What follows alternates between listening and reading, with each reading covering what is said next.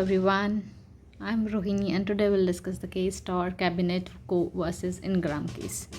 So let's start. इस case में question आएगा कि क्या जो रिटायर्ड हो चुके हैं पार्टनर क्या वो लायबल होंगे या नहीं होंगे।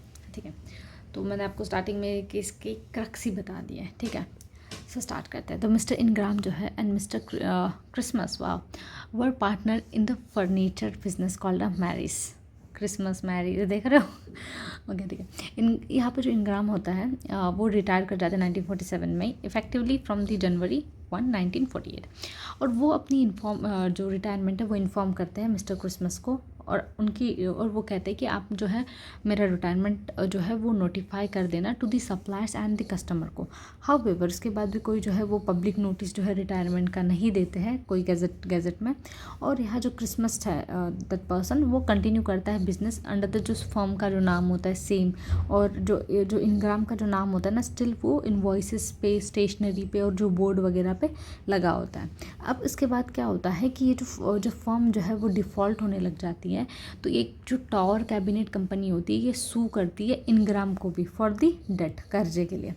अब इस केस के इशू क्या है? मेजर इशू जैसे मैंने स्टार्टिंग में बताया कि क्या जो रिटायर पार्टनर है वो लायबल होगा फॉर द डेट इनकर by the firm after the retirement in his name remain associated. मतलब ये तो रिटायर हो गया ये बंदा, लेकिन इसका नाम है अभी भी एसोसिएटेड है उस फर्म के साथ, तो क्या वो लायबल होगा या नहीं होगा? मेजर क्वेश्चन ये। अब क्या कहते हैं यहाँ पे, तो हाई कोर्ट ने कहा कि भाई ये जो इनग्राम होगा ना ये लायबल नहीं होगा करके किसी भी डेट के लिए। अब रीजनिंग क्या थी? क्योंकि लायबिलिटी आती है under the holding out. Liability under holding out arise कब होगी? Only if the retired partner actively represent himself as still being.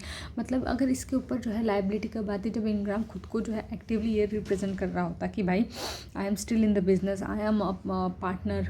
ठीक है, अगर वो ऐसे खुद को रिप्रेजेंट करता तब उस पर लाइबिलिटी आती है। अगर वो खुद को ऐसे रिप्रेजेंट करता कि वो स्टिल अभी भी पार्टनर है नोइंगली। लेकिन यहाँ पे इनग्राम जो है वो रिटायर हो चुका है और उसके पास कोई he had not authorise the continue, और उसने खुद ने ये ऑथराइज़ किया था कि भाई he is not in the continuous use of his name, but still जो है दैट पर्सन क्रिसमस उसने उसका नाम यूज़ किया। The mere fact is that his name remained on the stationery did not amount to the holding out since he had taken a step to retire and inform his copartner. क्यों? क्योंकि उन्होंने inform किया अपने को partner को। Therefore ये जो tower cabinet को है वो could not recover anything from Ingram, और ही is not liable. He will be not that Ingram will not liable for any kind of debt. I hope ये केस आपको समझ में आया होगा. Thank you.